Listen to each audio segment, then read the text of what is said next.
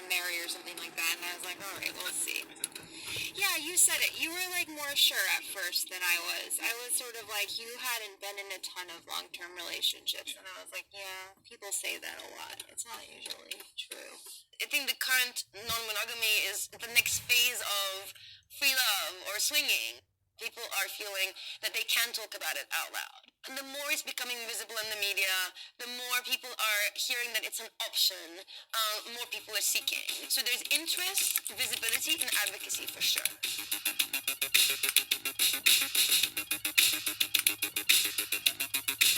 Sharon and Isaac love, because the only kind of love there is, the Sharon and Isaac love. We want to be vulnerable with you. Vulnerable. We want to show you and let you into ourselves and what happens and goes on. And we want to have the dialogue with you. We're just trying to be the most authentic love that we possibly can. So, you're going to see us try. I like that. We're trying our best. Yes. Love yourself first. Love yourself first. Amen.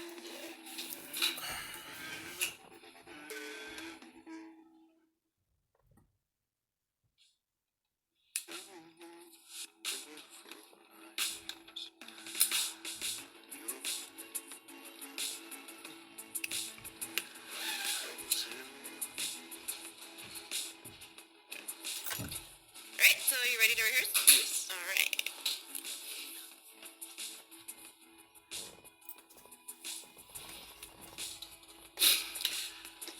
Alright. So we started our channel in 2016, at the end of 2016. For those of you who don't know, it started as more of like a girlfriend-boyfriend channel. Boyfriend-girlfriend like channel. Super basic. Then it started transitioning into More like self-development and Love, love and relationship, because we not basic. Yeah. And then we got super busy. Life happened. We moved several times. Now we're in a place that is a lot more harmonious. There's more alignment, I believe. Yes, keyword for this video. Alignment. Yeah. Today's keyword is alignment. Cool. I think that was good. Isaac and I have been in a relationship for about 2 years now, and to anyone in the outside world, he would be my boyfriend. We don't use that word, we say partner, so he's my partner. I also have another partner, Kayla. Isaac and I met Kayla together. We actually sought her out. We were on different dating sites because we wanted to have different energy. We wanted to explore polyamory a little bit more. Both Sharon and Kayla, they're my girlfriends, and we both have.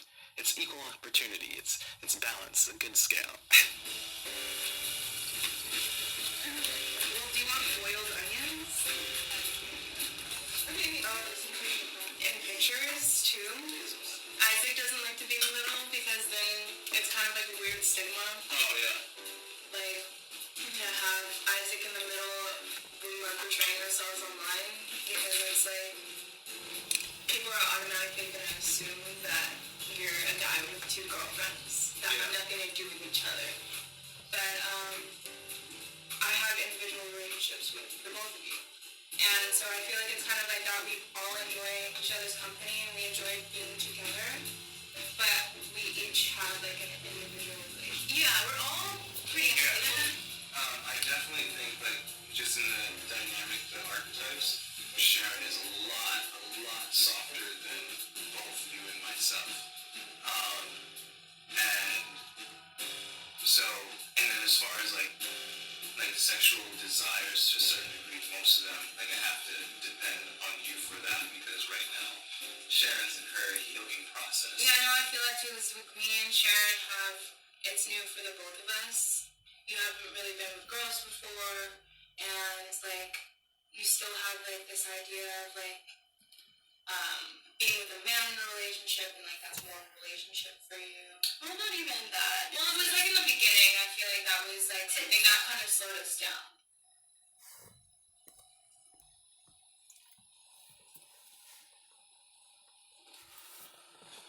My relationship with Kayla is still developing. I honestly don't even really know yet, because It's not platonic, because it's not like we're sexually attracted to each other, like we're intimate, but I don't get butterflies. Like the whole like romanticism of it is not there. I'm still like in that space where I'm exploring it.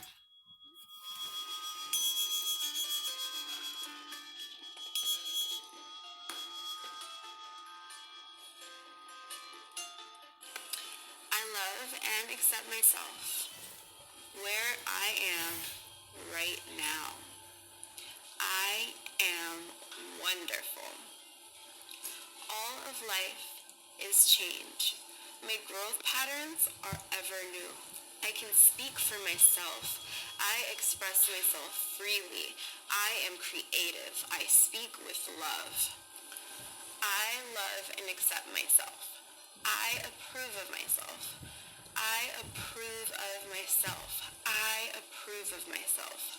I approve of myself. I approve of myself.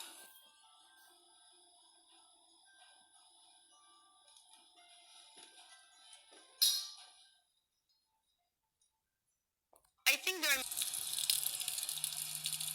it's actually really funny. When I first met Isaac, I didn't know he was in a relationship. I don't even remember what he said, but when he's in a relationship, I was like, oh.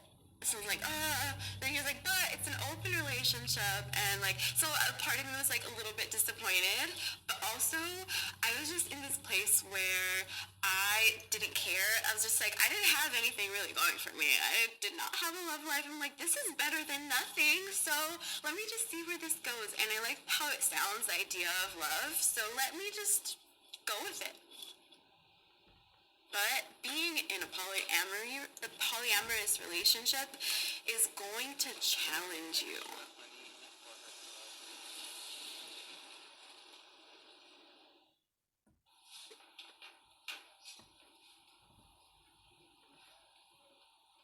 Each video is like me in a different hairstyle. I don't want to do an update because we ain't that famous yet. It's been 7 months since we posted our last video, which I think just in the overall arching dialogue, it's fine because literally that last video was love equals discipline. And what we had talked about, when we decided that if we were going to move in together to the next place, that you would have to fall in line with the things that we articulated. You're feeling sad? You're feeling sad? No, it's just kind of everything. So, feeling the way that you feel right now, what is that doing for you? Remember we talked about this morning. I mean, what do I do, just let it go? No, it's Because it's important, I think. What? What I'm feeling. No, of course it is. Yeah, of course it is, but how does that help you grow? How does it help me grow? How does it... It's engaging with those emotions, which holds us back. What do I do? Is it a bad thing? I am scared.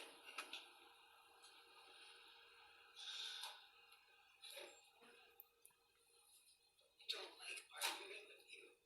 And there's just unresolved tension and just things I just don't want it to keep happening.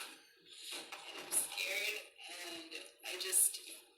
Is it unresolved tension, or is it something that's happened that is different? I just keep thinking everything is my fault, and I don't feel like you've taken it. It's like I'm scared. I don't know. There's just been so many arguments and so much negativity and. Has it been so? Yes. This is what I'm saying, Sharon. Has it been negativity? So this is where we talked about this a lot. All the arguments at Kayla's. Yeah, Sharon. You know, the books that you're reading. What's the first thing that says?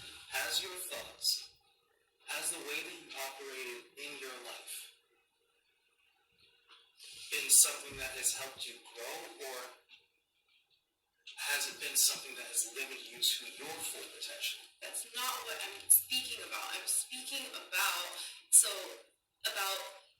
you being more understanding to where I am, or things that you could have been more. So let me finish. So things that you could have been more, that you could have done differently, like what you just said earlier, things like that, because it's not just me. So Sharon, remember what I told you. So you're arguing with me rather than seeing I'm trying to point something out to you that you're not aware of. You're trying to tell me something, because I have in our relationship, I have said to I'm you, expressing a need that I have that needs to be addressed for me to feel good. We don't realize that relationships, regardless of what they look like, monogamy, non-monogamy, they need work. They're active work. We need to understand how we love and how we show and receive love. These are really important aspects of a relationship that we all across the board need to get better at. Working on. And Oh, actually, like, I wanted, like, because I know that we're, not really seeing Kayla anymore, but, like, maybe, like... yeah, so I definitely want to have, like, a talk with Kayla, like, even for myself, just, like, take more time to just process it, because I want to make sure that we're all on the same page, or at least we try to be on the same page about everything, because I do care about her, and I want her to know. Isaac and I have moved from Brooklyn to the city on the Upper East Side, so it's really close to my job. We're in a lot better, like, we're in a much better place right now. Instead of doing videos, you just wanted to talk about... So right now, it's about me and Isaac, and also about my relationship with myself. I'm not too interested in having a romantic partner besides Isaac right now, or a sexual partner besides Isaac right now. Between Kayla, Isaac, and I, things are pretty much open-ended on whether or not, we're dating, will we continue dating or seeing each other. It's kind of just like on a pause right now, and we don't really know what's going to happen. I feel a little bit relieved. I know that, and I also feel sad, just because Isaac and I had our own issues when Kayla came to the relationship, and Kayla was resonating with my bad habits and kind of supporting them. Like, me, I miss having sex, but when it comes to, like, I did feel uncomfortable having to, like, always feel guilty about doing work. That was a big thing for me, like, it's like, oh man, like, I'm doing work, and is she gonna be mad that I'm trying to accomplish, like, my goals and stuff like that? I feel liberated, you know? A non-traditional way of love. Is Sharon the one? I believe that Sharon is my partner. The one, I don't necessarily think there is a one. I think that we have a very deep dynamic, and we gain a lot from each other.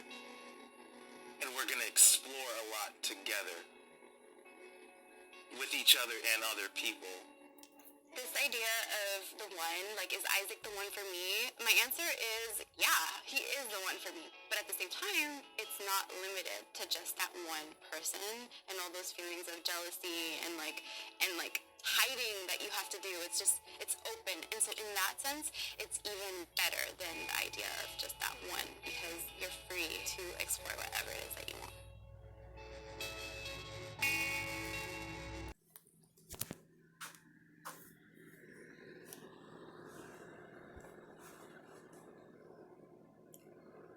You know,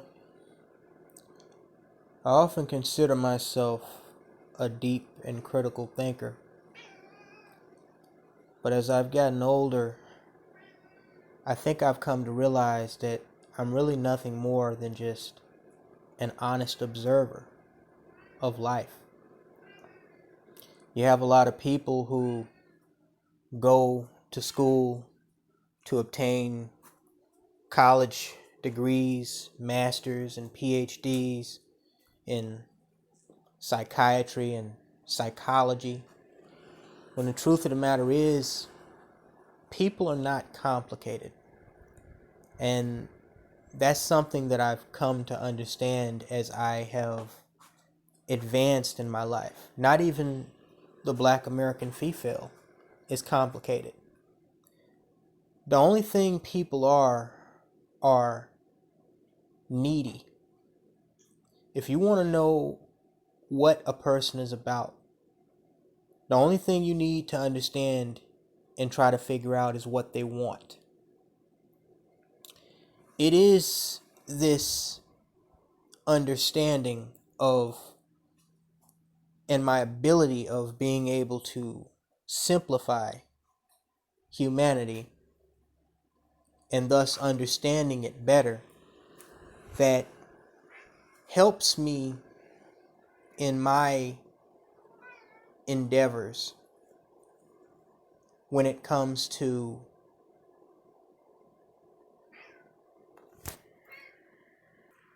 justifying my own convictions about why I feel the way I feel, as with the hashtag Marlboro Man mindset per se.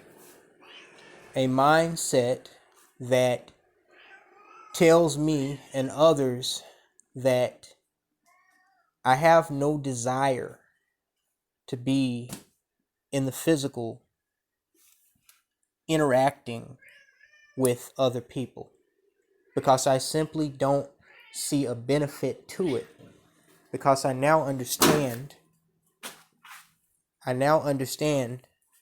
that, and you have to excuse me, my cat is being an asshole right now.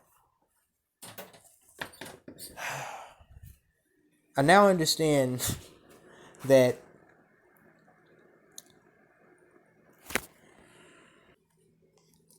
the problem with people is not that there are so many problems. The problem with most people is that there's one big problem. And that big problem is that everybody wants what they want for themselves, myself included, without understanding that when it comes to relating to other people, they have to give part of themselves or give up part of themselves in exchange for what they want when it comes to relationships with other people. And so essentially what you have are people of all races and genders that simply don't know how to compromise, because even in their subconscious they don't realize that all they're thinking about when it comes to a relationship, whether it's a business partnership, a friendship, an intimate relationship, is themselves and what they want, what they desire, their needs, their wants. And a lot of people, in spite of, how much counseling they go to, in spite of, how much they may talk with their partner, they are at their core unwilling to compromise on, whatever it is that the other side feels that they should be willing to compromise on. And I learned this firsthand in my last relationship, that, no matter how hard I tried, it always seemed like having an argument over what I considered dumb shit was unavoidable. No matter how much I told my partner, I want us to use diplomacy, not, confrontation, not aggression, not arguing, not fighting. It would always evolve into that, because somehow they knew how to trigger me, and according to them, I knew how to trigger them, even though I felt that I was doing everything in my power to avoid confrontation. And you may ask, well, how is this related to the introduction of this video, which showed clips of this short documentary by, I think, the New York Times about polyamory, and of course the buzz surrounding Kayla Karazin, aka Crystalline Karazin's now grown daughter. Well, it connects because what it indicates, and a lot of people won't pick up on this, is that this story that we just witnessed in this short documentary is a lot more complex than just Kayla Karazin. And not only is it a lot more complex than Kayla Karazin, It is a window into the world of why I say that hashtag Marlboro Man, that particular mindset, is really the best way for particularly black men to go these days. Because while females and people in general are not complicated, even their simple wants, them masking what they really want, and their needs, and what their true motives are, them masking those wants in order to try to get what they want without compromising, makes things complicated. Okay? Now, a lot of you thought that you were going to hear me jump on here and, practically start cussing Kayla Karazin and Crystalline Karazin out, talking about, look how her daughter grew up, to be a whore and all this, that, and the third. Well, for starters, I mean, I would not dedicate that much of my time to, putting that much effort into two individuals who are obviously irrelevant as far as I'm concerned. Okay? And secondly, when I started this this video commentary, I had it in my mind initially to do kind of like a well-researched mini documentary on Kayla Karazin, the same way I did with Crystalline Karazin back last year. But when I really sat down and thought about it, first of all, when I did research on this, I really couldn't find any solid evidence of anything beyond that documentary that the girl that goes by the name of Kayla Higgins. I really couldn't find anything in the way of evidence on the internet at all except that documentary. There are claims that she works at a strip club. There's claims that there's some, softcore pornography out there of her, at least in the nude. And I couldn't find any of that. The only thing I found is a exceptionally long thread on Lipstick Alley with all these gossiping ass bimbos that, they started a thread, I guess, dedicated to Crystalline Karazin that has been going on since July of 2019. Now, just put a pause on this for a second, because right here, it really exposes the hypocrisy of these females that talk about black men always bashing black women or keeping black women's names in their mouth. And black men are so obsessed with black women. I've been accused of holding 8-hour Google Hangouts, which wasn't true. I've been accused of making 4-hour documentaries about Paris Milan and Crystalline Karazin. Yet these whores have a 161 page, 4,000 plus post thread dedicated to Crystalline Karazin. I want you to think about that for a second. My goodness, she's not that interesting of a person, and neither is her daughter. I'm sorry. When I went to do research on this entire thing, what I thought I was going to find was a series of so-called receipts, videos and, pictures. That's what I thought I was going to find. All I'm seeing after browsing through about 20 different pages on this fucking thread is just a bunch of gossiping ass females talking about, shit that we already know about Crystalline Karazin, or just gossiping like little high school girls. And these are 30, 40, 50-year-old dusty, crusty ass, mostly black females that literally have nothing better to do with their time but sit up on a fucking website thread and talk about the same bimbo for a year, coming up on a year.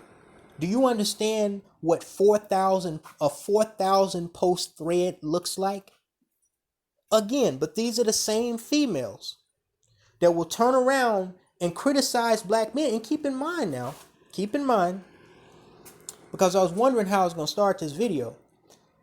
These women that are, talking about Crystal and Karazin, most of them don't like Crystal and Karazin. And what did I tell y'all? I told y'all that black women actually despise other black women more than we do. You'd be surprised.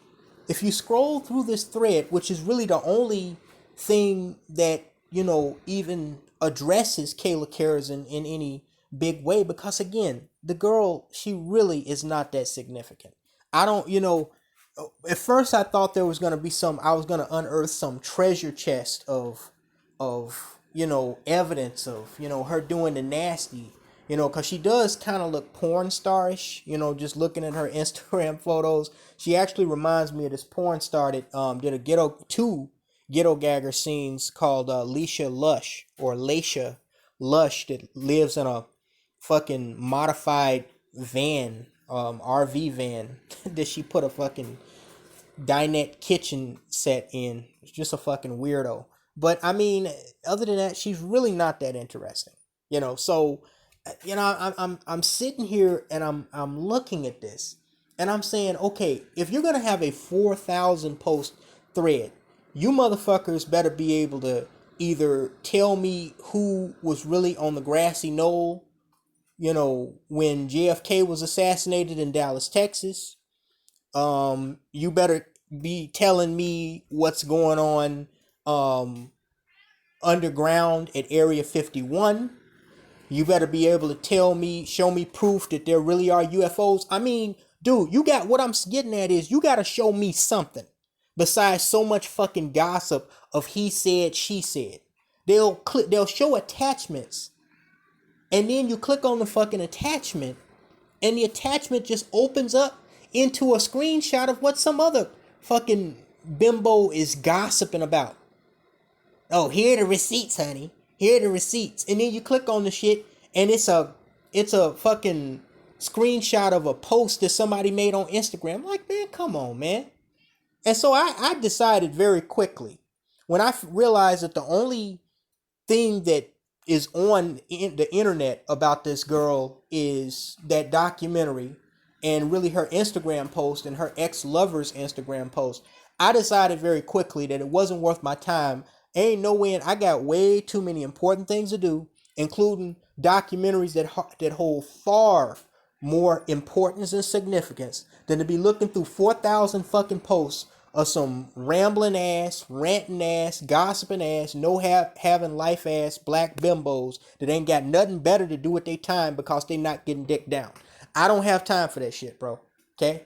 But I just wanted to point that out starting off to help y'all understand, the true hypocrisy of these females talking about black women bashing and keeping black men bashing and keeping black women's name in their mouth. Dude, after 4,000 fucking posts, man, I mean, you're beating a dead horse. You need to give it a rest. You need to pull the cover over the body, okay? You need to announce the time of death, all right? Seriously. Then I said, man, ain't no fucking way I'm about to read all this goofy ass bullshit. Because that's all it is. I know, just like in the Angel Ramirez case, if there was some some unearthed piece of evidence, so-called receipt about Crystal and Karazin's daughter, I would have seen it by now. There isn't. Okay? So, what I decided to do was, because, again, I was done with Crystal and Karazin last year when I made, as many of you may recall, a 4-part docuseries on, exposing her BS. And the link to one of those videos, I believe part 2, is in the description box. Okay. I'm not gonna approach this video the way y'all think I would or want me to. And some of the things that I have to say in this video may actually surprise you. But as far as Crystal and Karazin, I was done with her ass last year. Okay, I broke that shit down Barney style and put it on sticky notes. Okay, I mean that's the best I can do for you. Okay, in the link in the description box, that's all I have to say as far as Crystalline Karazin is concerned. I'm not gonna keep going around in circles. I'm definitely not gonna be making 4,000 fucking posts and videos about Crystalline Karazin because truth be told, she is not that interesting. Okay, she isn't. She just isn't. I mean, at the end of the day, you're talking about a woman in her mid-40s, approaching her 50s, that, is obviously separated from her husband, and, she's a complete mental case, and she just doesn't know what to do with herself. The only thing she has is, putting up this, false depiction, this illusion to other messed up in the head black females of some paradise with non-black men that they can't get. So the thing that's so funny is black women ask, why are black men attacking Crystalline Karazin for this? But when you look, there's more black women. You don't believe me? Just scroll through some of those pages on Lipstick Alley with them gossiping ass bitches, and you'll see for yourself. There's literally more black women dragging Crystalline Karazin, exposing what I said a year ago when I made that Exposure docuseries, than any of us combined. So everybody knows she's full of shit. So, like I said, if you want to know what I think of Crystalline Karazin, click the link in the description box. That's on my alternate channel, and if it gets flagged down, that's fine. Because I also have it on FS Avenger and over on BitChute. I basically, like I said, I broke it down Barney style and put it on sticky notes. That's the best I can do for you with her. There's nothing more to be said as far as I'm concerned, unless somebody finds that court document showing that she divorced Michael Karazin. Anyway, so I'm not going to really bring Crystalline Karazin up too much in this, because while the issue of polyamorous relationships may be intriguing to some people, and I don't know, proof of something more sinister, to me it's really just a matter of the chickens coming home to roost in our modern day society. And so what I'm gonna do is I'm gonna address what we saw in that documentary directly, and I'm just gonna do what I always do, which is call it as I see it.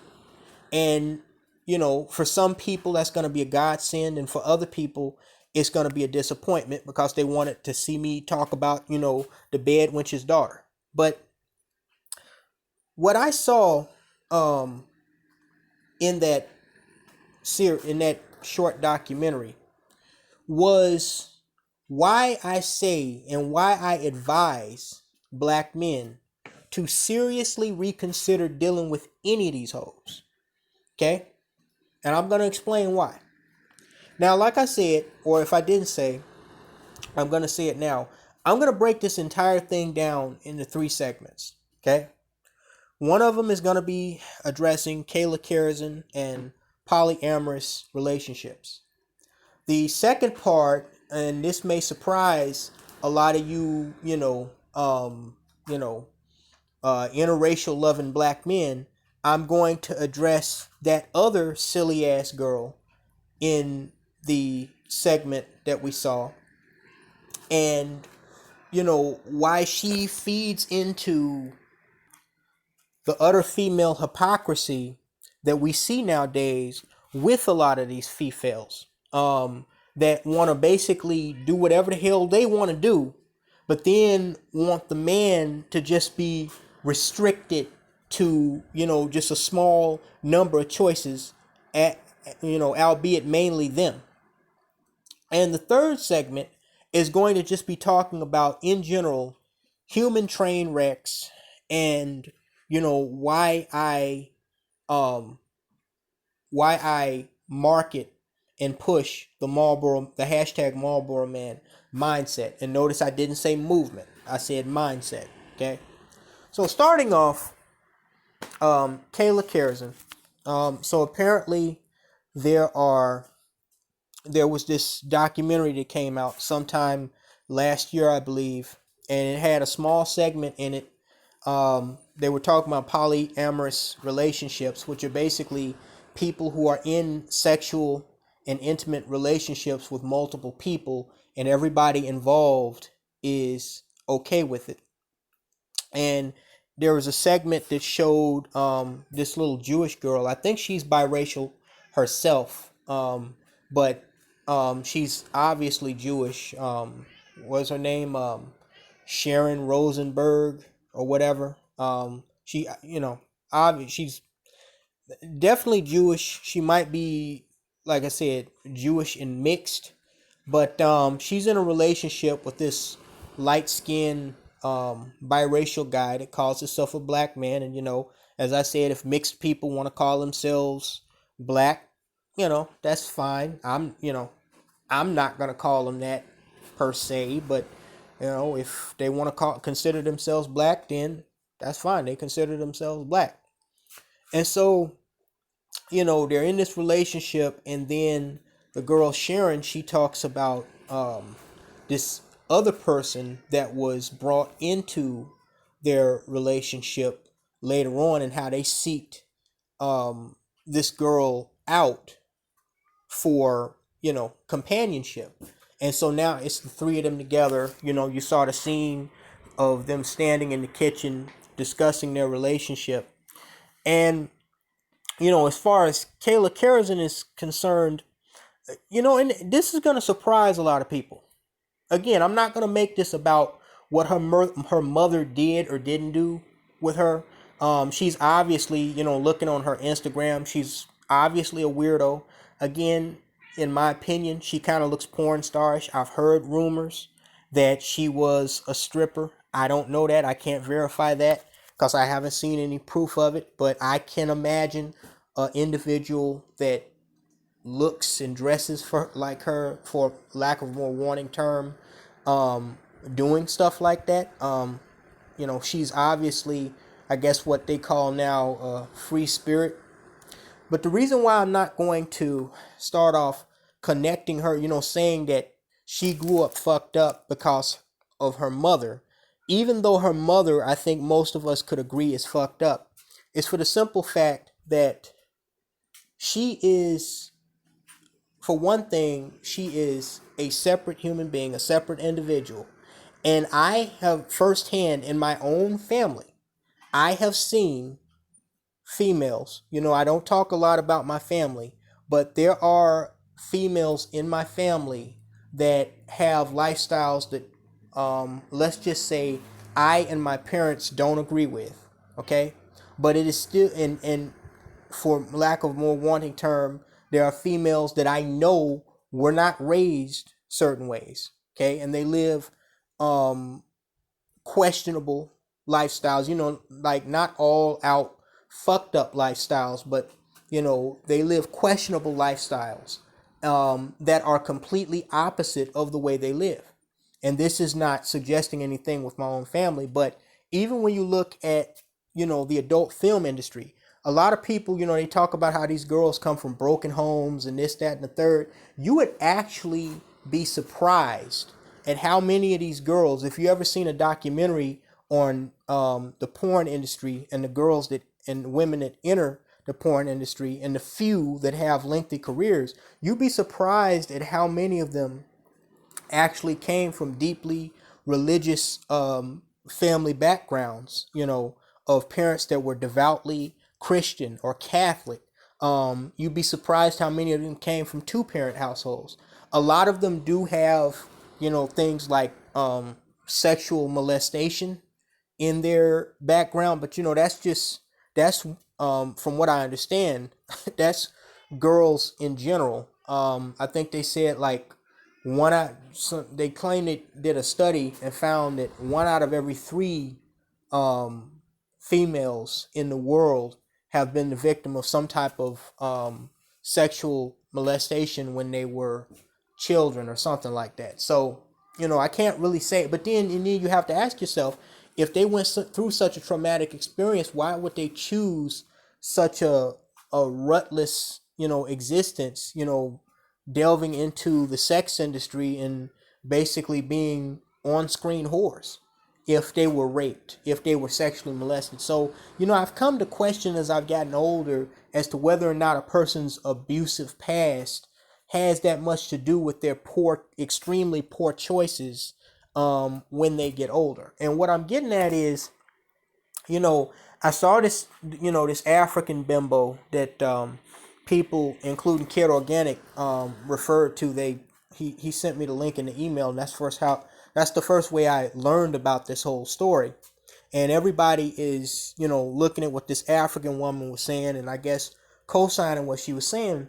But I actually disagree with. I understand where she's coming from, and again, this may surprise people about me, but I've actually evolved in my thinking.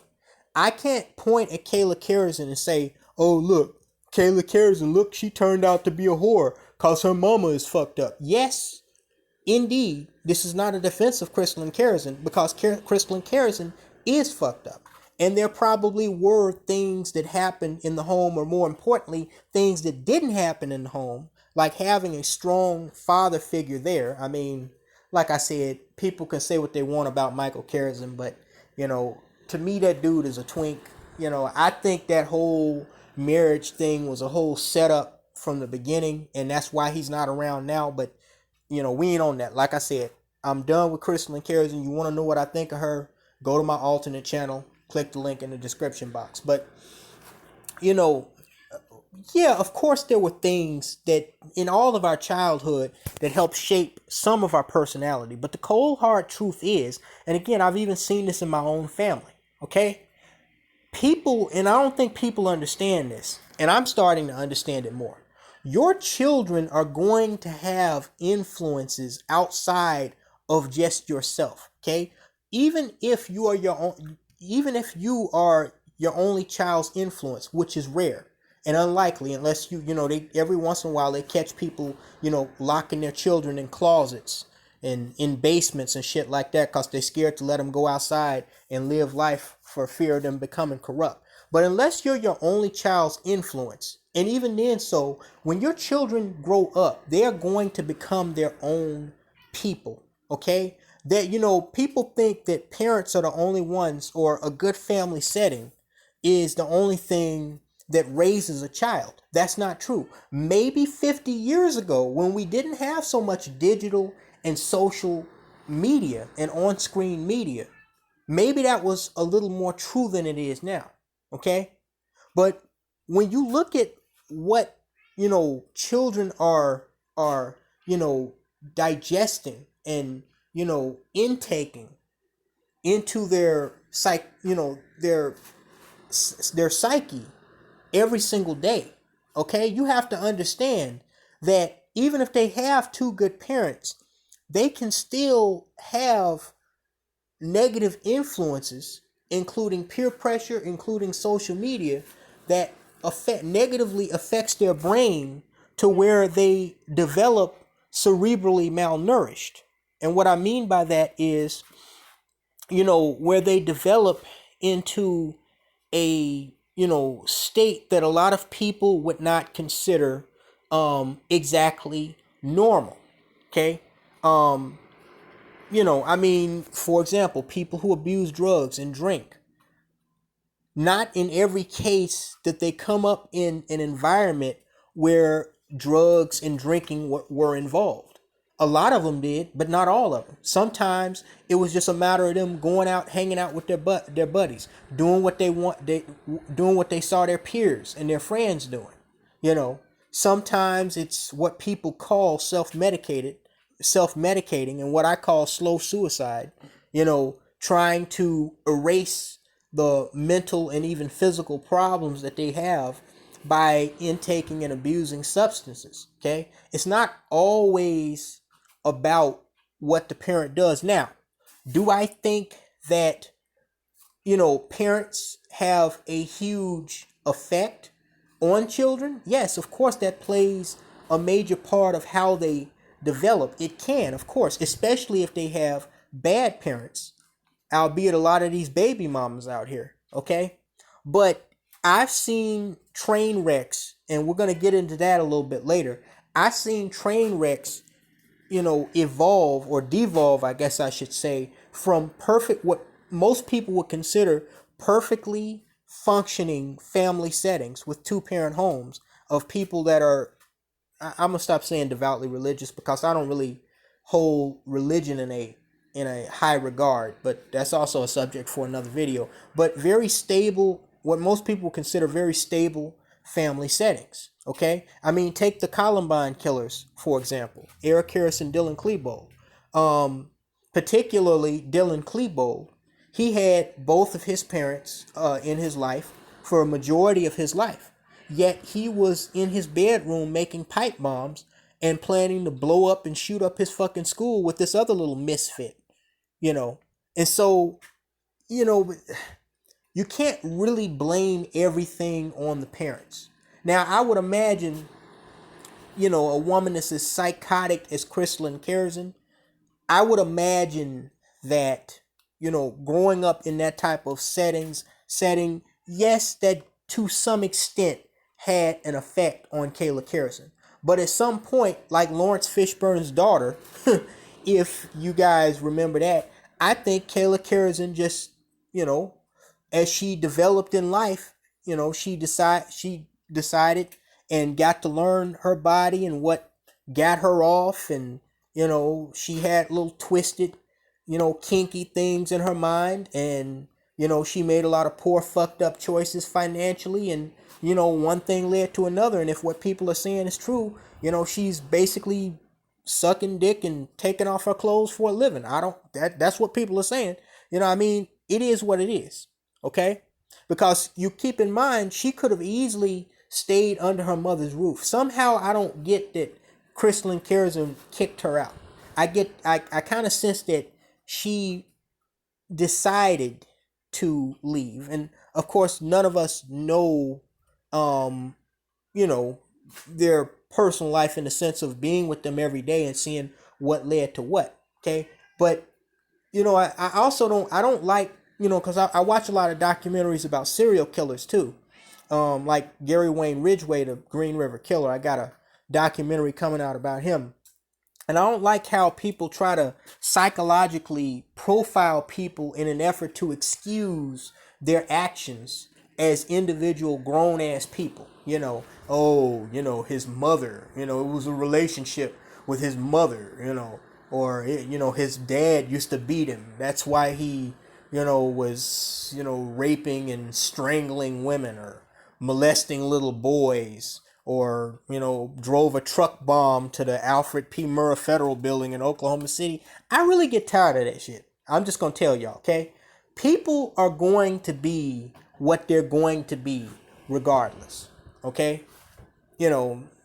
I mean, the notion that if Adolf Hitler's father didn't beat his mother in front of him, that would have made him less of a Jew-hating psycho that indirectly and directly caused the deaths of over 90 million people, I think is a little stretching it, okay? Again, there's more than just parenting that goes into how a child grows up. And some people would valiantly agree with this, some people would valiantly disagree with this, but again, this is not just a theory. This is not something that I went to school for and I got a master's degree and a PhD and I read a bunch of books, so I think I know what the fuck I'm talking about. This comes from experience, okay, of not only dealing with people, just outside people, but people in my own family, okay? There are certain people, and again, y'all know one thing I don't do typically, because I know there's certain maggots here on social media. One of them being from Cairo, but that's also a subject for another video. They're just dying at the opportunity to try to get something about my personal life so they can put it out there. So I very, very rarely do I mention anything direct about my family, for the simple fact that I know people would just try to use them to get at me. But let's just say that there are people in my family, and specifically females in my family, that I know how they grew up, okay? Because I grew up with them. And while they're not completely messed up, at the same time, I know that they are not living their adult life the way they were raised. Okay? And they're also living very hypocritical lifestyle, like a lot of black women do. You know, one moment you're religious and the next moment you're something else. Okay? So, you know, with my understanding of that, you know, and just recently I found myself thinking to myself, wow, you know, this is not how so and so was raised at all. You know, it's like two polar opposites.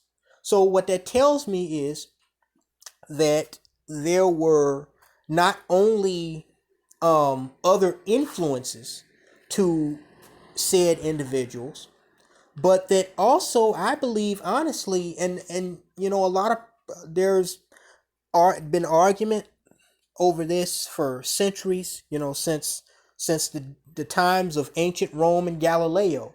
But I do believe that we, to some extent, come into this world with, or at the very early stages in the development of our brains, we do have the ability to formulate pieces of our personality and character without any outside influences besides what was already in us. You see what I'm saying?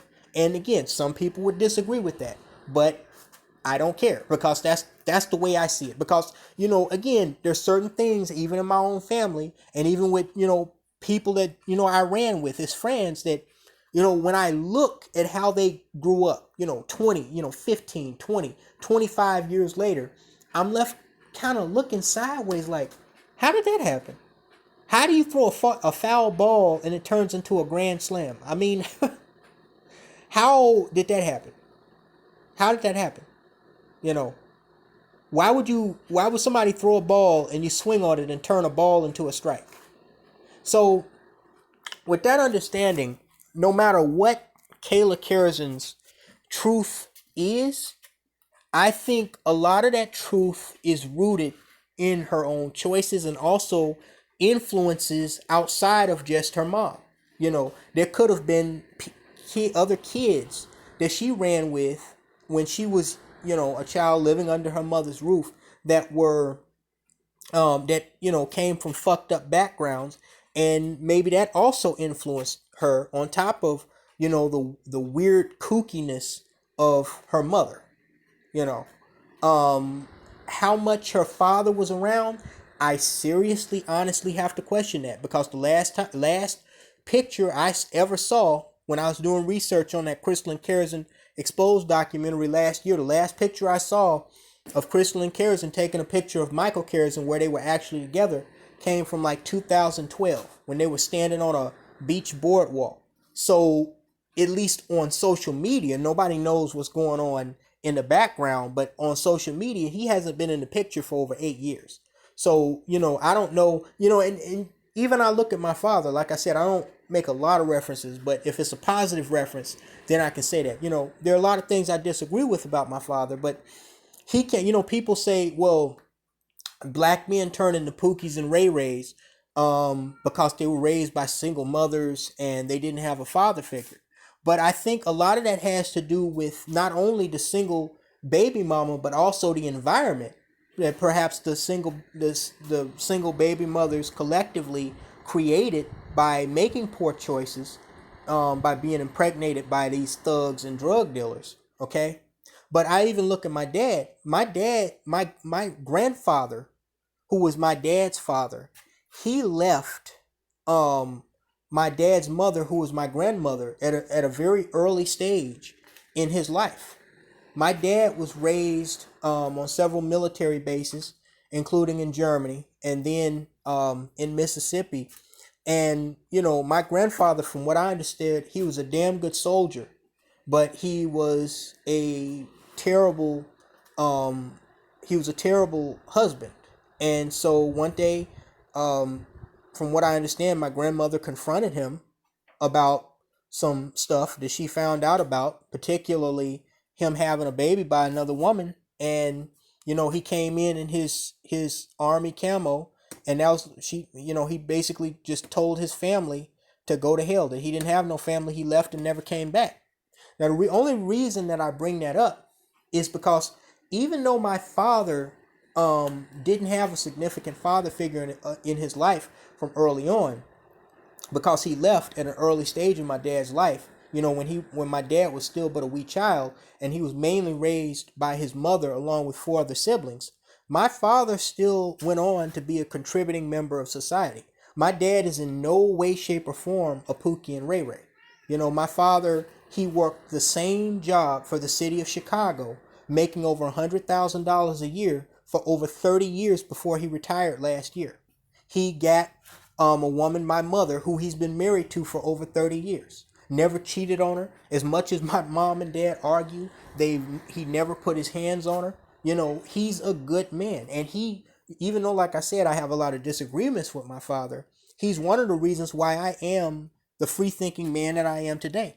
My dad, even though he is still somewhat religious, he walked away from the black church. He walked away from a church on the south side of Chicago that he was second in line to be the pastor of. He was an ordained minister.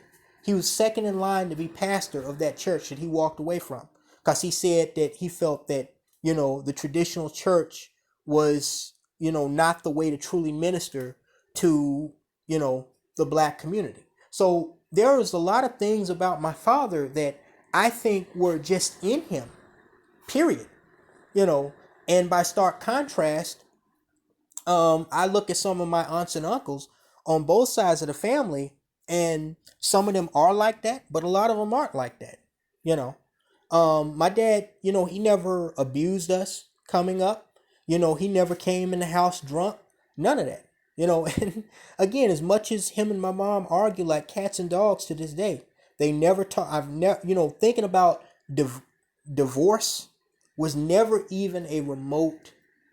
It was never even a remote thought in my head as a child coming up, nor is it now, because it's my mom and dad have always been like peanut butter and jelly, in between bread. Very rough peanut butter and jelly, but they made it work. And so, how much influence did my grandfather walking out on my father have on his psyche as a child? How much did only having a mother growing up poor in Mississippi, how much influence did that have on my father's, mentality, for him to grow up and develop into the good man that he developed into?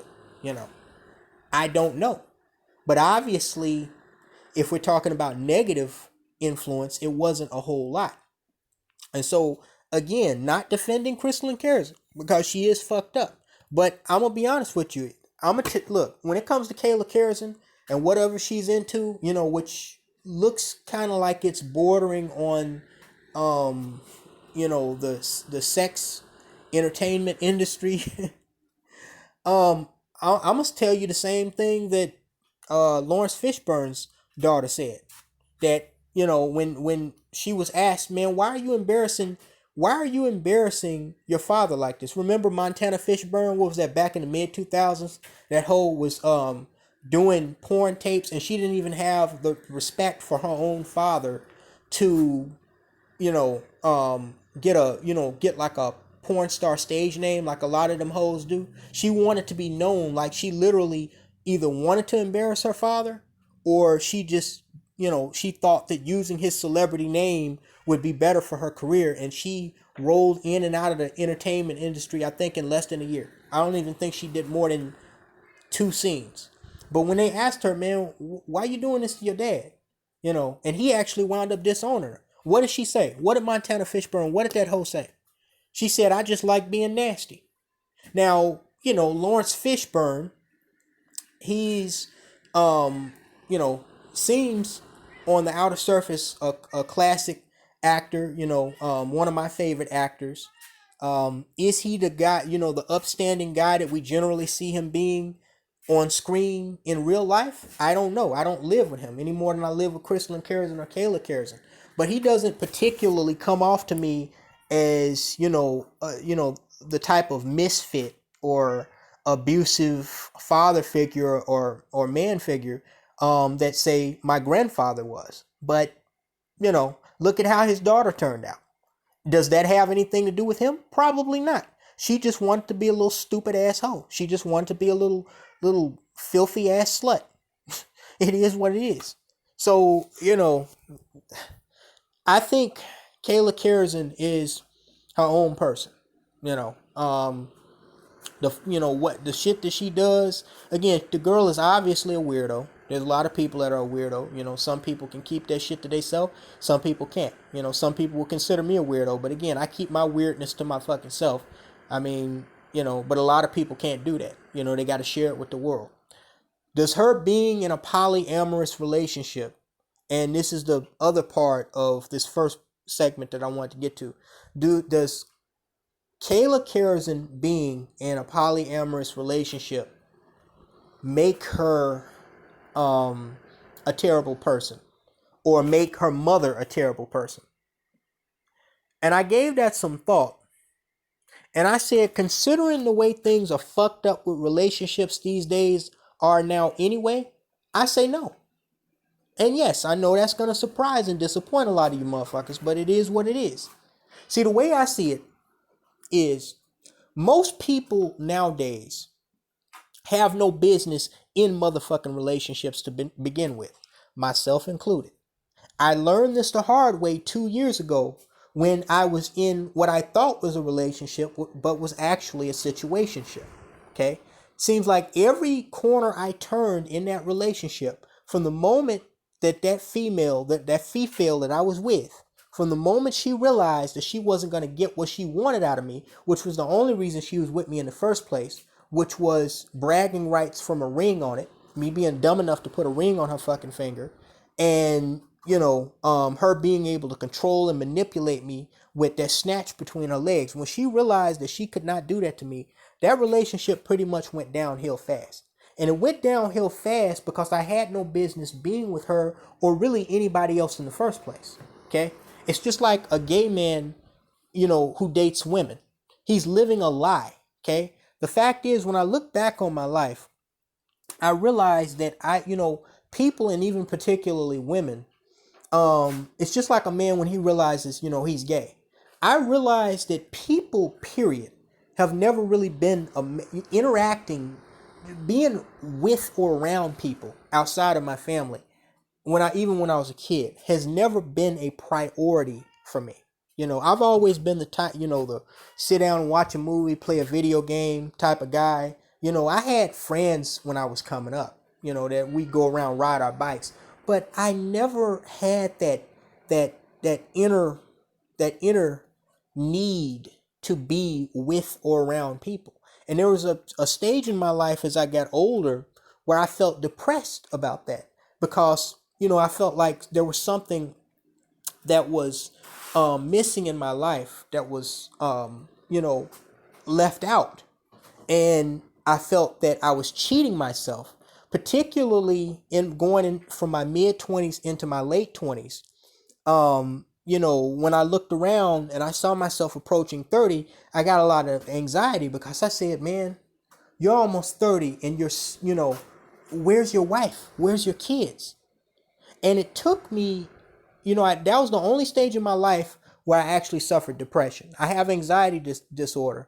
But there's been a brief segment in my life where I suffered depression. That was the segment when I was in simp mode. And what I didn't realize at the time, and it took me several years to understand, was that I was not living the life, I was not living my life for me. I was living my life for other people. I was living my life by society's traditional standard of what is expected of a black man, a male human. I was not living my life for me. Okay? And whenever you do that, in addition to wasting time, what you do is you force yourself into a narrative that is not achievable, by, from your personal, what you are capable of, because it's not you. That's why you see so many of these fake celebrities on social media and Instagram, killing themselves or talking about their suffering with depression or, abusing drugs like China Rogers. People, they're forcing themselves into a hole that they can't climb out of because they didn't have any business going. There's no ladder in that hole for them to be able to climb out of because they had no business getting in that hole to begin with. Okay? So, now I am perfectly comfortable with living a life of solitude, with being alone. You guys know that I am involved in doll culture. I wouldn't exactly call it a relationship, but it is I guess, I don't even want to call it a companionship. It's just a thing where, I am more attracted to the idea of being with an object that, to some extent, imitates a very attractive female human being, but is not a humanoid. It's a doll. It's a man-made piece of material that is sculpted and structured to resemble a female. And I'm okay with that. People find that weird, but it wasn't 20 years ago that people thought being gay was weird. Now, seems like LGBTQ motherfuckers have more rights than black people, or at least black men, but that's also a subject for another video. You can't say one bad word about the motherfuckers without getting flagged down or called out, or if you're a entertainer having your career destroyed. So, and that's another thing. What is considered normal these days is changing. And I have to be honest with you. Going back to this whole, polyamorous thing with Kayla Karazin, okay? If she's a dumb whore or, a useless slut or whatever other terms that we use for these type of people, if she is one of those type of people, she is that, but not because she's in a relationship with multiple people. Because when you think about it, what would you rather have? Would you rather have a person that's married to a specific individual, especially when you're talking about these black females? Would you rather have a person that is, married to an individual and living that lie that I was telling you guys about earlier, forcing themselves into that hole that they can't climb out of because they didn't have no business being in that motherfucker, and at the same time, being unfaithful in that relationship, even a boyfriend-girlfriend relationship? Would you rather a person like that, or would you rather a person, just being what they are? If they're a sexually loose person, what a lot of people would consider a whore, and there's a lot of man whores too, can't leave that out, and that's one of the reasons why I stopped going on these Google Hangouts, because, hearing these Negroes complain about all the sex they done had with all these fucking hood rats and non-black women, but then they want to turn around and call, these females hoes when they hoeing theyself. I can't do it. But that whole, what we consider the whole lifestyle, the slut lifestyle, okay? I'd rather a person just come out and say or show what they are than, them hurting somebody who is assuming that they are one way when they're actually the complete opposite. Okay? So if Kayla Karazin is, like that, where, she just a hoe, she just, like fucking and sucking on multiple people, girls, guys. I mean, I'm not going to say that there's nothing wrong with that, because there are obviously certain things related to health and, psychology related to that, but at least she's being open and honest by getting with another person that is okay with that. Okay? Because see, what people need to understand, and I've had to understand this, and sometimes it's a hard pill to swallow, okay, is that, and we bring this up a lot when we talk about why the black community is dead, and why black men and black women are basically finished with each other, even though, still a majority of us date and have sex with and marry each other. What you have to understand is people, no matter what we think, no matter how much criticizing we do, no matter how many exposure videos we make, people are going to do whatever the fuck they want to do. Because at the end of the day, it's like I said at the beginning, okay, or that I indicated. Everybody has their own individual universe inside of them, and this is the biggest problem with relationships. Okay, people are unwilling to compromise. See, the reason why I stopped messing with people altogether, other than the fact that I realized that people, and particularly women, have never, trying to impress them, trying to be with them, trying to get their number, has never been a major. It's never been a major interest of mine. I literally could take or leave people. Is because I realized that, I can't. When I get with somebody, they're gonna have their own view of the world, not just their view of me. They're gonna have their own view of the world, and no matter how much I disagree with it, there's nothing I can do to persuade them to see things my way. And so long as you have two different people, you have two different walks of life.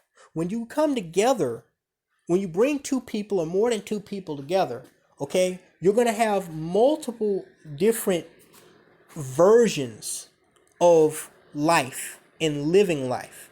You're going to have multiple different versions of, what it means to be in a relationship. And see, that's the scary part. Some people don't see anything wrong with cheating. Have you seen not just ghetto gaggers, but some of these fucking on some of these porn videos, they interview the girl before they fuck her, and they ask her, "Do you have a boyfriend?" Yes. Does he know you're doing this? No. What's gonna happen when he finds out? I don't know. He'll probably be pissed, I guess. They think that shit is funny. And see, that's the danger of being with a person, male or female, black or white, that is living a lie. Okay? See, there are different versions of everything in life, including what it means to be in a relationship. Some people, they feel like, they just want to go from person to person to get that butterfly in the stomach, that rush, that adrenaline rush of falling in love. Some people, they just want to rub sexual organs together. Some people, they think they get in love, but then they see somebody else that they're attracted to, and without even considering the feelings of that other person that they're supposed to be exclusively with, they just go off in the cut and start fooling around with another person. A lot of you brothers have told me about the amount of cheating that goes on military bases.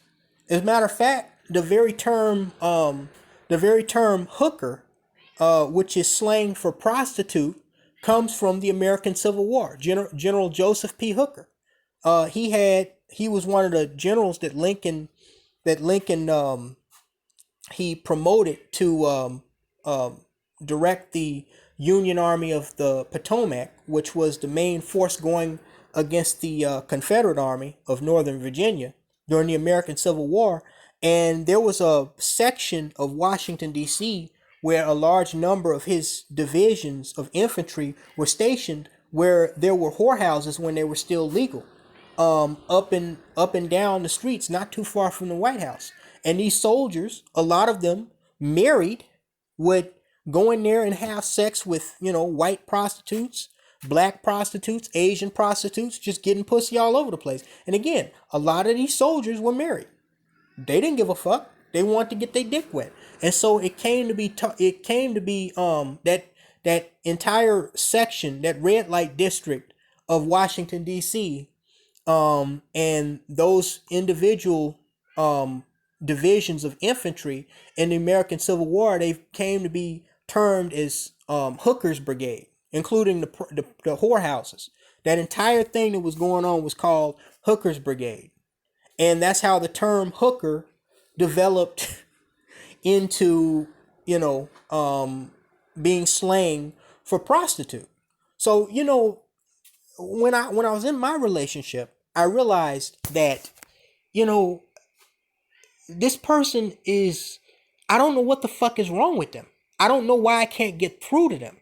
I don't know why they can't see where I'm coming from. because I'm not being confrontational. I'm not abusing them. I'm not cheating on them. Okay? I've showed that I love them. So why are they doing this not only to me, but to us? Why are they self-sabotaging this? And, I couldn't see it then, but I see it now. Okay? People have their own ideas of what living life and what relationships should be. So when you get in a relationship with a person, they're not going to do things by your standards. They're going to do things by their own standards, whether those standards are righter or wronger or even equal to your own. Because at the end of the day, they can't help but be what they are. And a lot of times what they are, like Crystal and Karazin and her daughter, is fucked up. But again, at the end of the day, it is what it is. You gotta take the good with the bad or leave it alone altogether. And a lot of people don't seem to understand that. Because I've understood that, I began to slowly but surely realize that relationships, and I think David Carroll alluded to this as well, are just not for me. I'm not going to come home, after working a hard day's work and have some broad, nagging me, but she ain't, swept the fucking floor. She ain't made dinner. She ain't washed the dishes. She ain't took the garbage out. She ain't doing nothing but sitting on her ass watching House Horrors of Atlanta. And then, ain't got no job herself. Even if she does have a job, I'm not coming home to that. You ain't done nothing, but swallow my cum. I could nut in or on anything. I mean, again, I'm not coming home to that. I'm not coming home to the strife. You trying to provoke me into anger by bringing up dumb shit that you hypocritically are guilty of doing yourself. I don't have time for that shit, man. That goofy shit. Again, people are not complicated. You have to find out what they want. But once you find out what they want, as I said in the very beginning, it's not a matter of people having a whole lot of problems. It's really one big problem. People want to do what the fuck they want to do. They want what they want without compromising. Okay? And because of that, it is damn near impossible to come to an agreement, especially nowadays where the world moves so much faster.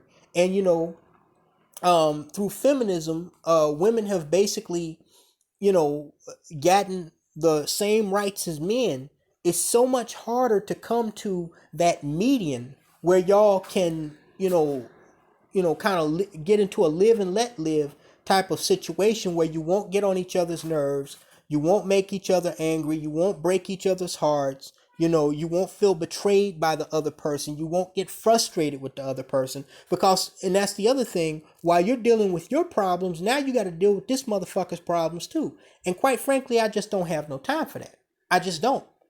Life for me, I just feel like life is too complicated. And see, a lot of people they're not honest with themselves. They're not honest with themselves. And that's why they keep going, like Idris Elba on his third or fourth wife or some shit. How long is she going to last? Okay? Maybe Idris Elba should sit down and think to himself, maybe marriage is just not for me. I'm a handsome black man in demand. I'm rich. I'm famous. Maybe I should just do the Derek Jeter type of thing. Because obviously marriage is not for me if I done married 3 bitches and I still ain't found the right one. Okay? But see, a lot of people, because they want to live their life by societal standards, by traditional standards, they don't understand that what they're doing essentially is they're betraying themselves. Okay? I've never been the type of person, if something's not working for me, I'm not going to keep doing it. I'm not going to keep going at it. It's just not worth it to me to keep beating a dead horse. I don't care whether you're talking about religion, politics, socioeconomics, or intimate relationships, friendships, whatever. Me, I've moved from several locations. I've, quit and walked away from jobs. I've walked away from relationships. If it does, I'm a 2-year man. I say that all the time. I don't know. I can't recall anything in my life that has lasted longer than 2 years, including a relationship. Because when things start to go south, I just kind of zone out. And I just, I got to beat it. I got to move the fuck on. I don't have time to waste time, putting time, money, and effort into something or someone that is not working. And so now, so ultimately, what I feel about this whole polyamorous relationship thing and Kayla Karazin is that yes, Kayla Karazin does seem like she is a bit weird, and she does kind of look, from her pictures and her social media, like she's fucked up. But I don't think that has as much to do with Crystalline Karazin as y'all think. First of all, we know just, the black American female and these females in general are fucked up. But as far as polyamorous relationships, I'm not against them. I would never be involved in one. I couldn't see myself being involved in one, but I can understand the argument of those who are involved in them, and I'm not against them because I'd rather a person, just openly be a hoe with other hoes instead of, being a hoe in a monogamous relationship and hurting somebody. So that's that. Now we move into the second segment. Not black, female hypocrisy and the male choice. Now, I know a lot of you brothers are going to be able to relate to this. What you're probably not going to like, and this is probably going to surprise you, is that when I showed you guys that documentary, when I initially watched it, because I watched the whole 23-minute thing, they actually had a white couple from my hometown of Chicago on there before the couple with the little Jewish gypsy girl and the biracial black dude, and then Kayla Karazin, who goes by the name Kayla Higgins. And, I think that first couple, they were a lot more realistic about what polyamory was supposed to be about. And they seemed to be, they seem to be a lot more sincere about polyamory. Okay. But when they switched to this biracial guy and, his Jewish girlfriend and Kayla Karazin, I quickly learned, and this may shock some of you, you get your passport for pussy Negroes. The non-black girl, the Jewish girl, that she might be biracial, I don't know, but what was her name? Sharon Rosenberg. The white Jewish girl, or whatever she is, she actually aggravated me and got on my fucking nerves a lot more than Kayla Karazin. And this is why I say this. Because I know some of you niggas, all you see is a light-skinned girl. Now look, on one spectrum, if we're just talking about physical attraction level, the Jewish girl smokes Kayla Karazin. Kayla Karazin, by and large, is not an attractive female to me. She's just not. She just has that slutty, again, she reminds me of this porn star, Laisha Lush, that lives in a fucking renovated RV van, but whatever. But, in my opinion, Crystalline Karazin is more attractive than her daughter, okay? The Jewish girl is a little cutie pie. I'll give her that. But if we're talking about personality, and I'm just talking judging from the documentary, okay? Because I told y'all, I can't be nothing but real, okay? I'm not going to say things all the time that y'all want to hear. The Jewish girl got on my fucking nerves because she was the fakest one in this entire fucking documentary. And I don't know if I can get any amen, so I'm just going to give myself an amen, okay? From the very start, it was obvious to me that this hoe did not want to be in no polyamorous relationship. She wanted that biracial so-called model, black guy. That's what she wanted. She wanted his dick to herself. But when she met him, if you notice what she said, when she first met him, he told her he was already in a relationship. So she went along with it, not because she was interested in being in a relationship with multiple people or because she wanted to explore her options. She was in it because she wanted to be with him. Okay? She figured, and see, this is one of the things that pisses me off about females, and this is why I push the Marlboro Man movement, the Marlboro Man mindset, on men, as a strong recommendation on how to live your life. Because none of these hoes are really, all of them are disingenuous, okay? Why would you get with a dude? And then you saw her getting all choked up and upset at the end. Why would you get with a dude that you already know is about the pussy? Okay? I mean, you look at the guy. Look, unlike most people, unlike most insecure ass, dark-skinned black people, I'm not going to hate on the dude. Okay? No homo, but he is a handsome guy. I see how he could easily get pussy. He's the type of biracial dude that could get, you remember that picture of that convict that was, taken, his mug shot went viral all over Facebook, and all these silly ass whores going cuckoo for Cocoa Puffs over his shit. He's that type of dude that, he has that crossroads effect where he could get females, a lot of them attractive females, to do anything he wanted to him sexually or otherwise. He's the type of dude that could live, he could get like a female that's worth millions of dollars through an inheritance and live in her daddy's mansion, driving her expensive Lamborghini that her daddy bought for her. He's one of them type of dudes, okay? He's a handsome guy. I'll give him that, okay? What this little Jewish girl wanted was, she wanted him to be exclusive to her, even though she already knew this motherfucker was in a relationship with another female. And he basically told her, hey, it's an open relationship. I'll take you and your pussy too. But you got to understand, I'm not leaving this relationship. This little silly asshole, and this is why I have no sympathy for these females. I have no patience for them.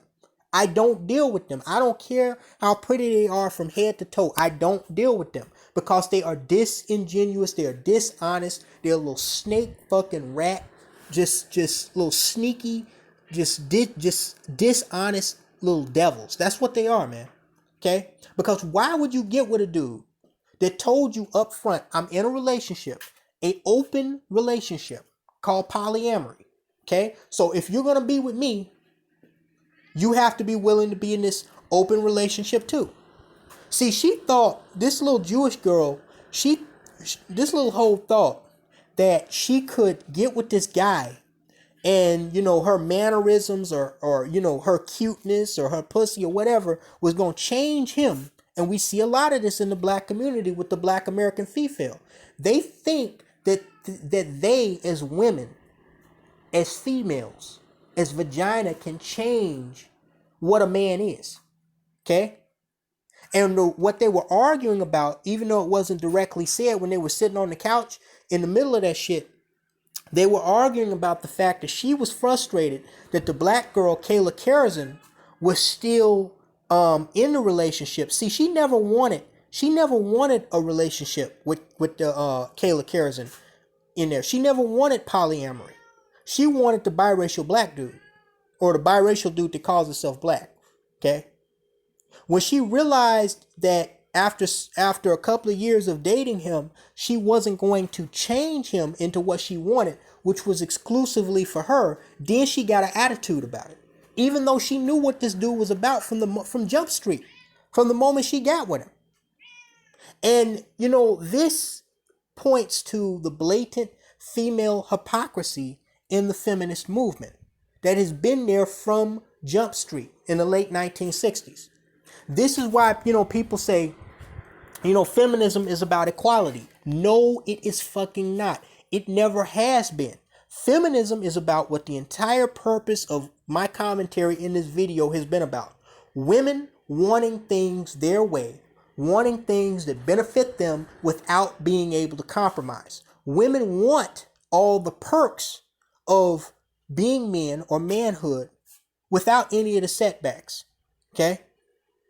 They want to be able to be, to have a free love, to be able to freely choose the type of man, ooh, he's so cute. Ooh, I want to suck his dick. They want that for themselves. You see all these black sluts on social media complaining about how niggas ain't shit and they cheating. What they not talking about is how they stinking ass is cheating too. They ain't gonna talk about that. See, what women want is they want to be, and I was with a bitch like this. A so-called Muslim and pro-black. She was fake as hell. She was a fucking closet hoe.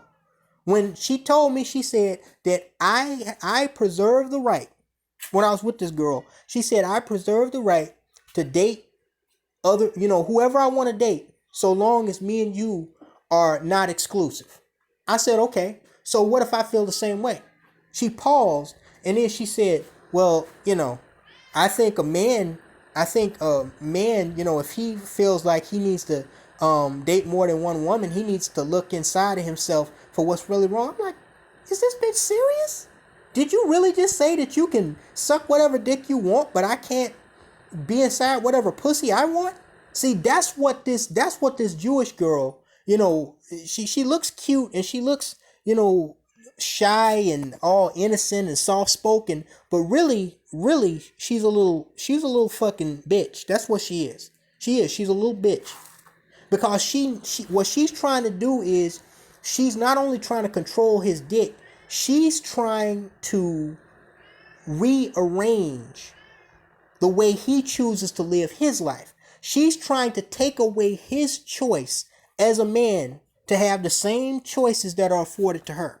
That's what she's trying to do. See, because remember when they were in the kitchen and he was making references to Sharon versus Kayla, and he said, me and Kayla, we're more hard surface than you. What he was probably talking about was sexually, since they kept referring to sex. Yeah, Kayla, she looks like a nasty girl. I don't know her personally, but she's weird. She has that, I'm telling you, she has that porn slut or retired porn slut on social media, trying to rehab and reinvent myself type of look. She looks like she swallows cum. She looks like she eats ass. I'm just saying, I don't know what she does, but she looks like she be getting nasty. She does. Okay. And he likes that.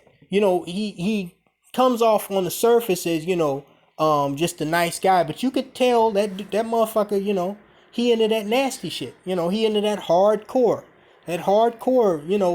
fucking knocking the sheets off the bed type shit. And that Jewish girl, she's not into that. See?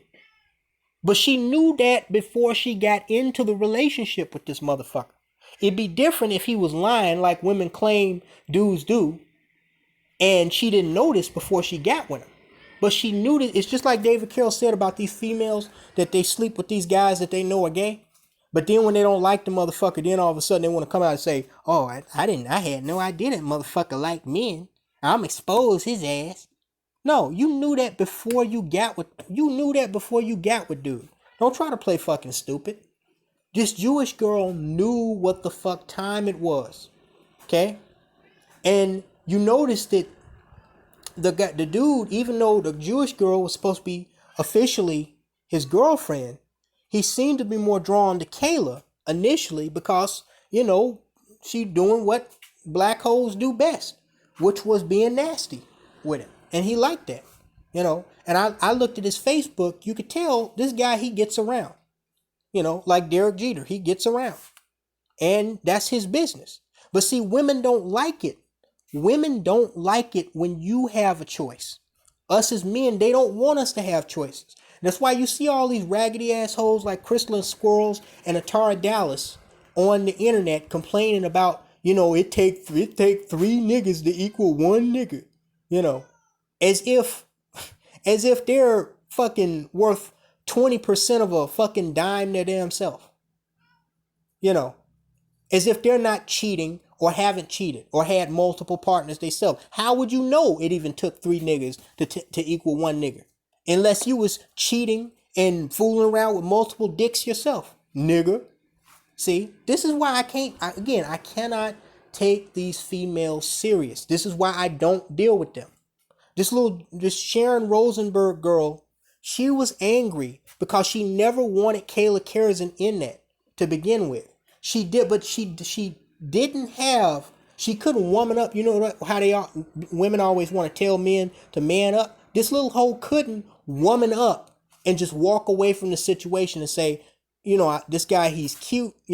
I like his personality, but I don't like how he lives his private life. He's not for me. She couldn't do that. She didn't have the ovaries. How people always talking about had the balls. She didn't have the ovaries to do that shit.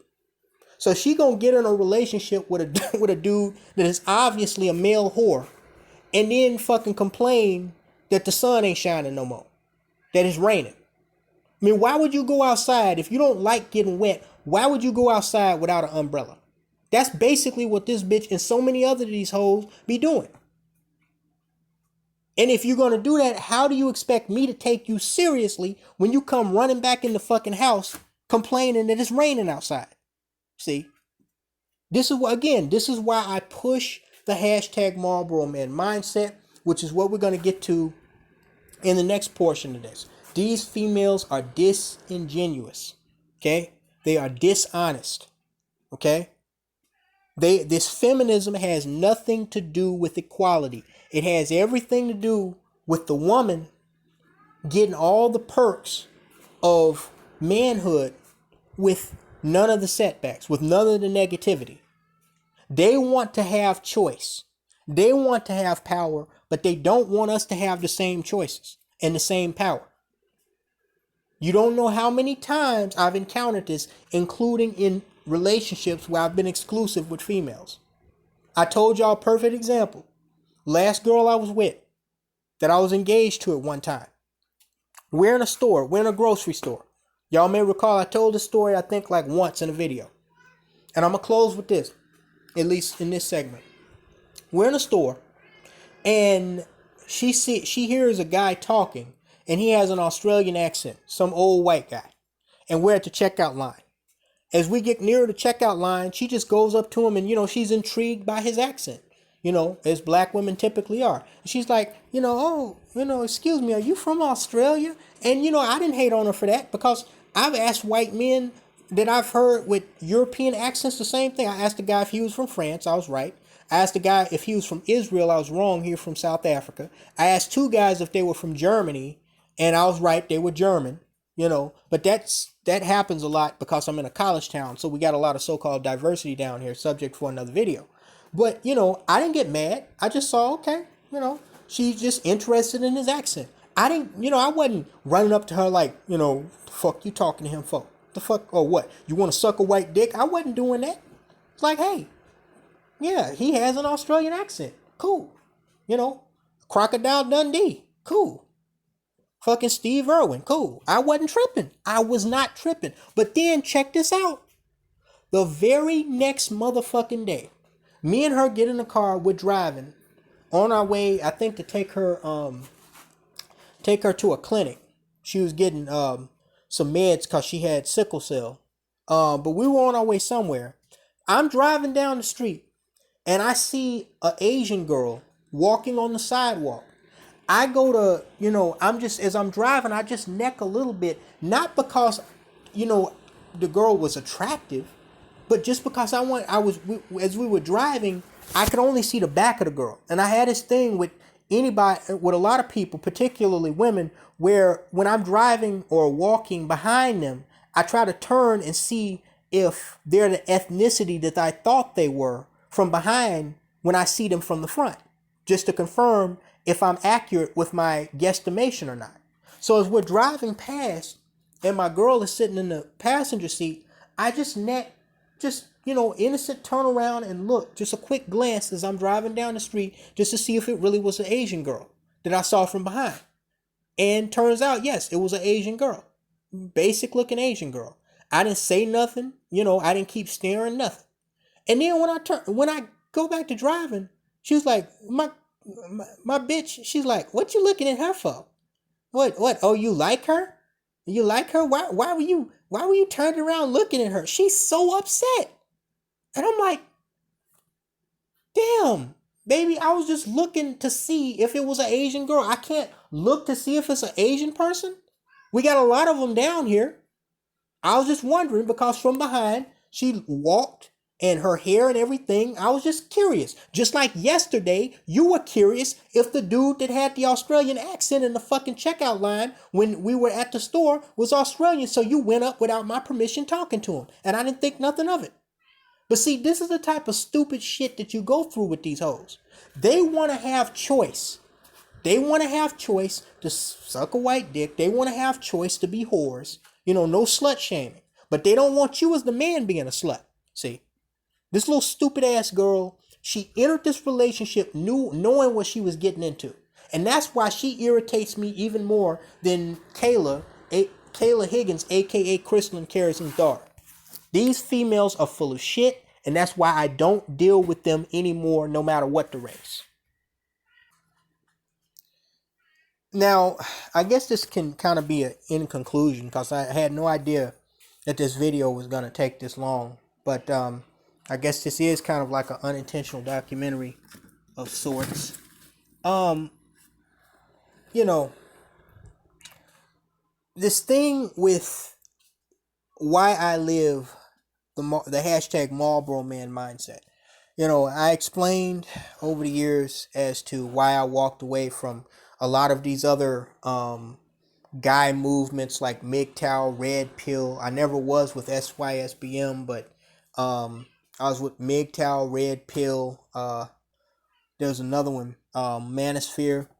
It's because I realized that a lot of that was just it was, you know, mixed up different versions of what one person started, and then other people came in with their own agendas and turned it into something else. And what it wound up being is just a cover for men who are actually, you know, simps and slaves to pussy, but want to come off as cool so they can get AdSense fucking dollars from, you know, black men who have a problem with women, you know. So I walked away from that. The hashtag Marlboro Man mindset is basically very simple. What it entails, what it suggests, is that a man is a man whether he has a partner or not, whether he is sexually active with a woman or not, whether he marries a woman or not, whether he decides to protect a woman or not, whether he decides to talk or even look at a woman or not. The hashtag Marlboro Man movement suggests that a man can be very physically and sexually attracted to women without being physical and sexual with a woman. Okay, he can get into dog culture, or he can, if he wants, he can have a polyamorous relationship, or he can be completely antisocial and just, you know, just fuck the world type of mindset. But hashtag Marlboro Man basically separates men from this obligation that tradition and society has placed upon men to, you know, be somehow have their manhood interconnected with womanhood. Okay? Understanding that men, like women, are separate individuals, and everybody wants different things out of life. And we don't have to come together. We don't have to be together to live life, to even enjoy life. If we so choose to be together, then that's fine. But if we so choose not to be together, if we choose to live a life separate, but acknowledging that one another exists, that's fine too. Okay? Hashtag Marlboro Man does not require men to prove anything to anyone, okay, but himself. You remember that segment of that little silly ass Jewish girl in the documentary sit in the gymnasium near the weight room, looking in the mirror, talking to herself, talking about, I am special, I am important, I do love myself. Look, if you have to sit in front of a mirror and say that to yourself, then you're already a fucking lost cause, because you don't really believe that shit about yourself. If you literally have to verbally, physically, openly tell yourself that you love yourself and you appreciate yourself, then clearly, you know, there's something wrong there. Because I wake up every fucking day and I don't give a flying fuck past a dead man's last fart what anybody thinks of me. Okay? I think highly enough of myself to simply not give a fuck what anybody thinks of me or what I do or what I say. I am completely cut off from that notion that I owe this world a damn thing, because I don't. Okay? anything that happens, any choice that I make is based solely on my needs, my wants. Okay? What I obligate, what I require from and for myself. Okay? And I think a lot of men should adopt and or at least consider this idea. Okay? For some men, marriage and a family is the right way. If you can tolerate that, that's fine. But a lot of people get into things not because they want to, but because they think that that is the way it's supposed to be, based on, the way their parents were, or the way, something that they saw in a movie, or read in a book, or even seen in a commercial, or on a TV show, or seen, with their friends, or in the neighborhood that they grew up. Every person is individual. And what I've come to learn is when it comes to relationships, and I'm going to close with this. You have a lot of people, most of us fall somewhere in the middle. But you have a lot of people like my ex and like Karazin and Kayla Karazin and that little Jewish thought, Sharon Rosenberg in that documentary, that are mental, walking, talking train wrecks.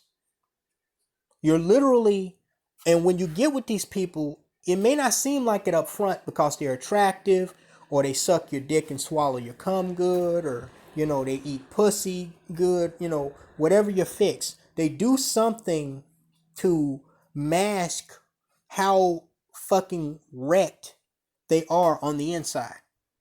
And essentially what happens when you get with these people is you're essentially trying to put a broken, crashed, wrecked train not only back together again, but you're trying to put something that is a mangled wreck back on the train tracks and run it. It's impossible. You can't do it. So why do so many people try?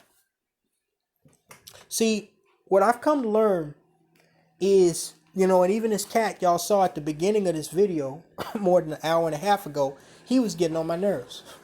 I love him, but he is a little asshole sometimes. What I've learned is not just with other human beings, any organism,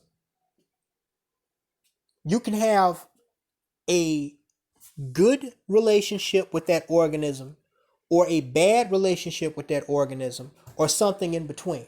But any living organism that you come in contact with, whether it's a Canadian goose, or seagull walking across, a mall parking lot, and you come in contact with it, you could walk past the thing and nothing happen, or the thing could start flapping its wings and start to show aggression towards you. There have been people that have climbed, into zoo entrapments and got eaten alive by lions or beat up by gorillas. But there's also other people that have climbed in and nothing happened to them. The animal just looked at them and walked away. Whenever you have any type of encounter or relationship with any other living organism besides yourself, you run a great risk of running into either a complete train wreck or a situation that has the potential to derail and become a train wreck. Okay? And often in train wrecks, people get hurt and people get killed. Okay? Take perfect example. Take your body, the biology, the insides of your body. Take biology. Perfect example. Human anatomy. We know that just like there are bad germs, like COVID-19, coronavirus, there are also good germs. Okay? The good, what they call good bacteria, actually helps your body remain healthy.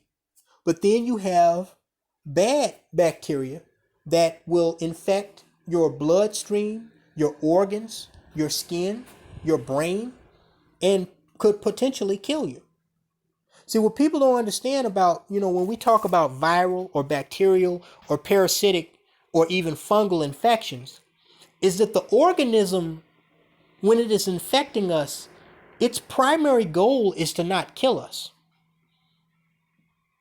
Just like in relationships, when you get with somebody who's a walking, talking train wreck or contradiction, they're not coming into that relationship with the initial mindset, oh, I'm gonna fuck this nigga up. I'm gonna cheat on him. I'm gonna suck some other dude's dick. You know, I'm gonna give him a hard time. I'm gonna bring up shit that happened 10 years ago. I'm gonna argue about dumb shit. I'm gonna draw him into an argument so he'll get mad, or I'm gonna get in his face, you know, or push him or do something to get him to hit me so I can go and call the police and file a false domestic violence charge. I'm gonna do everything and anything to get on his fucking nerves just so he wanna leave my stinking ass for somebody. They're not thinking like that. No. Most of the time, they think that there's nothing wrong with the way they think and act. They think that everything in the world is wrong but them. But when they get with you, they have sincere intentions. A lot of people don't understand. We seem to think that other people that are fucking up our life are actually trying. Now, of course, there becomes a point, especially with women, where they're deliberately vindictive. But most people aren't like that. They're not trying to do things, you know, like a serial killer or a serial rapist to hurt you. It's just the way they are. The coronavirus, just for example, COVID-19 is not trying to kill people. All it's trying to do, as with most bacteria and viruses and you know, other microorganisms, is trying to use our human anatomy, our biology, to replicate itself. It's using our cellular structure to copy and replicate itself because that's its job. Remember what I told you guys, the most important thing in all species, you know, all life specimens, the most important thing in life is survival. Okay? That includes of microorganisms. So what it's doing is what I said earlier in the video. It is basically implementing its version of living on you when it's inside of you. The problem with that is it's just like a bad relationship with a motherfucker. Like, you know, we saw with Kayla, Karazin, Sharon Rosenberg, and the biracial dude, or with so many other people like Crystal Karazin and Michael Karazin, subject for another video. What it's doing is coming in direct conflict with not only the way you want to live life, which is not on a ventilator, not coughing and sneezing, not dying of pneumonia, but, you know, being healthy, being energetic, you know, just having no symptoms of being sick. It had, you know, I don't really think germs, as we call them, like coronavirus, have any sense of the harm, the enormous harm that they are causing when they are inside of themselves, you know, replicating themselves, you know, interfering with our cellular structure, or in the case of bacteria, you know, infecting our blood stream or infecting our organs. They're just trying to live their version of life the only way they know how to live it. And essentially, you have human beings that are doing the same thing.